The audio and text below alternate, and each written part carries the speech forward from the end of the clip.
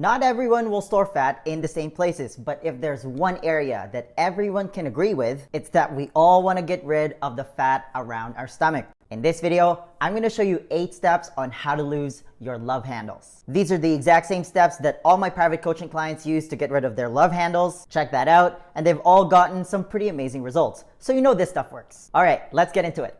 Losing your love handles is probably one of the hardest things to do if you're trying to lose weight because there's really no way for you to spot treat that area. But a lot of so-called experts will tell you otherwise in that you can just do like some crunches and some planks, but there's absolutely no way that that's gonna work on its own. And if you're watching this video right now and you've done about 10,000 setups and you still can't get rid of your love handles, you already know that to be true. So today I'm gonna show you 8 proven tips that you can follow on how to actually get rid of it. And the main concept that we're gonna talk about today is you wanna upregulate your fat burning genes. And the best way to do that is through hormone optimization. We want hormones like insulin, testosterone, growth hormone, glucagon, ghrelin, and leptin to work for us instead of against us. And today, I'm gonna show you exactly how. And it starts by taking out the worst offenders in your diet, namely refined carbs, sugars, and grains. Moderating your insulin levels should be your #1 priority if you want to lose weight, specifically if you want to lose your love handles, because insulin is what controls your body weight. All you need to know is that if your insulin levels are high, if you have chronically high levels of insulin, you can't access your body fat for energy. You just can't. So high insulin blocks fat burning. It blocks you from burning off your love handles. So you need to moderate your insulin levels, and carbs, especially refined carbs and sugar, spike the hormone insulin the most. The problem is, it's not uncommon for the average American or somebody who's following a Western diet to consume a mind-blowing 500 to 600 grams of insulin-promoting and fat-promoting carbs daily. Refined carbs, by the way, include white flour, pastries, granola bars, breakfast cereal, instant oatmeal, Pop-Tarts, pasta, bread, and the likes. If you want to lose your love handles, this is your lowest hanging fruit. You need to reduce the amount of refined carbs and sugar in your diet, not some weird exercise that some magazine told you will magically burn your love handles. Number 2, reducing carbs from your diet also includes healthy whole grains. And I'm gonna drop some knowledge bombs on you right now, so buckle up. And the biggest argument for whole grains is that it contains fiber. So yes, it does contain fiber, but you can get fiber from way better sources like, I don't know, every single vegetable out there. And no, it's not better for you than white bread. Your body still has to produce the same amount of insulin to process it every time you eat like whole wheat bread, for example. The other thing about whole wheat and whole grains is that it contains a high amount of anti-nutrients, including lectins, phytic acid, and wheat germ agglutinin, or WGA for short. If you've never heard of anti-nutrients, it slows down the absorption of vitamins and minerals in your body. It's also the root cause of digestive problems like GERD, IBS, IBD, thyroid problems, and autoimmune diseases like Hashimoto's. So to sum things up, the idea of whole grain goodness should be completely deleted from your diet. It's a big fat lie, pun intended. Number 3, if you want to lose your love handles, you want to increase your healthy fats. So think of your diet as a lever, and I hope that I made a compelling point that you need to drastically reduce your carbs if you want to lose your love handles. So as we lower the carb lever, we want to turn up the fat lever.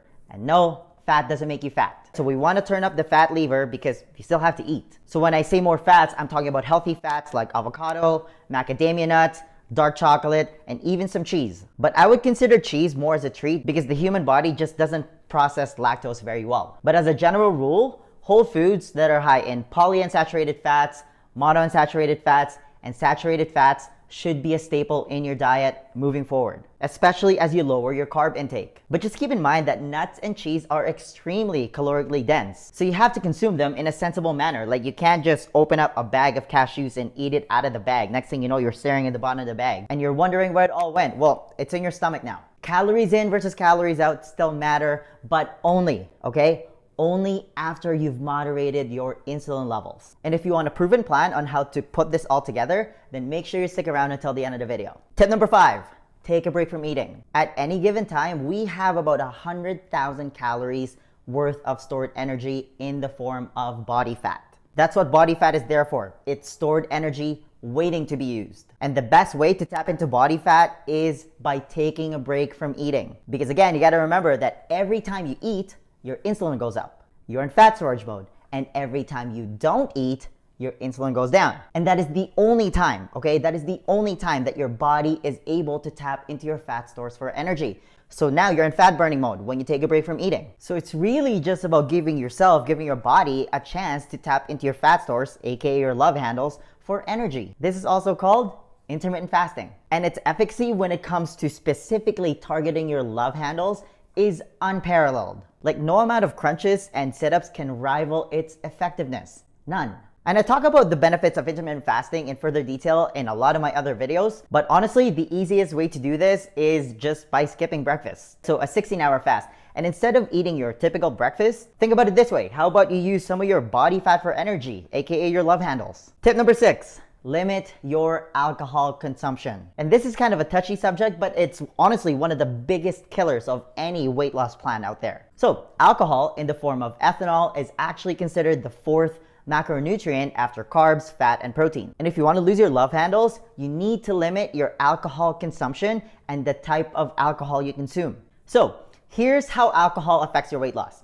Alcohol is literally poison in your body. That's why you get the buzz. So every time you drink, your body will always prioritize metabolizing the alcohol calories in your body. Because again, your body's freaking out because you're poisoning it. Which means that you're inadvertently pausing the burning of all other calories indirectly. So when you drink a frozen margarita or a pina colada, for example, all those sugar calories immediately get stored as body fat. It gets deposited as love handles. And this gets even worse when you eat while you're drinking, like you're eating nachos, for example, because all those calories immediately get stored as body fat. And beer might be the worst alcoholic offender because it also contains carbs. I mean, they don't call it a beer gut for nothing. So if you're gonna drink, you wanna drink it straight up without food and stick to hard liquor like tequila, and dry red wine is also okay. Tip number 7, if you wanna lose your love handles, you gotta move your body. Listen, nothing turns off your fat burning genes than prolonged